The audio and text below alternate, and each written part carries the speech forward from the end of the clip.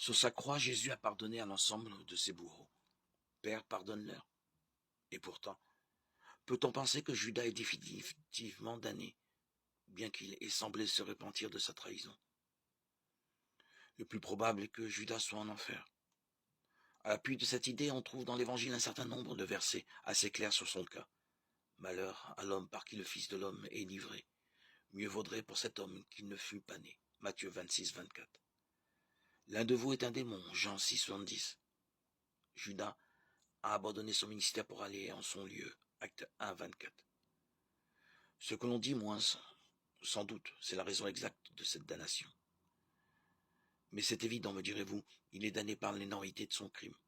Peut-on concevoir pire forfait que la trahison de son bienfaiteur? Voilà pourquoi Dante a représenté Judas au centre du 9e cercle de son enfer réservé aux traîtres, éternellement broyés par l'une des trois gueules du diable.